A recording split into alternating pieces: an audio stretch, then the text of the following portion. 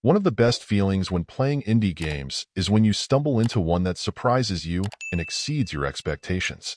Granted, I may be a little more jaded than the average gamer, but when I start out a puzzle game with a retro look like Runny my interest tends to go south in a hurry. I've played more than enough puzzlers where the challenge is to grab every coin, or whatever it may be, on each level, but you'll only be able to move in any given direction until you hit a wall, requiring some planning and pathfinding. Where Runny then goes the extra mile, though, is in finding a variety of ways to turn up the heat on you periodically. Getting through the first handful of levels isn't hard in the least, and for people used to this sort of game, it will probably be a bit tedious.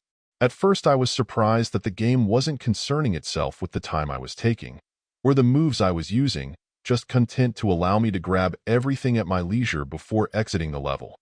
New elements continued to be added to throw in a little more complexity for me to consider in my routes, but it generally remained a casual affair at first, until it wasn't anymore. Once you hit level 10, the true nature of the game begins to show itself more clearly, to be the tough version of this sort of puzzler. While the intensity of play does go up and down from that point, in particular, whenever you've got the creeping red wall moving in from the left, you're really going to have to be on top of your game to get through.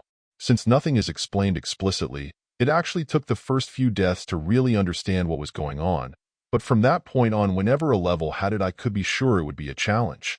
In those particular stages, it isn't so much about figuring out the route as practically having it memorized, and then executing each turn as quickly as possible to keep ahead of that red creeping death. While I wouldn't consider it a revolution, and its appeal may still be limited, I can at least respect the game for daring to be more directly tougher than most I've played like this in the subgenre. Some games will opt for leaderboards or other methods to push you return to stages to try to get better times.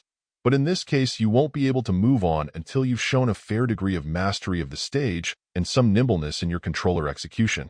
Perhaps it isn't a masterpiece for everyone to enjoy, but if you're looking for a budget puzzler that likes to spice things up with a challenge, this is actually a very good option to have out there. Overall, my final score for the game ended up being a 7.8. And if you're interested in picking it up, it's currently available on the Switch eShop for $4.99. Thank you for taking the time to listen to this review. And if you'd like more information or ideas of indie games worth checking out on Switch, be sure to click on the link provided in the description. Until next time.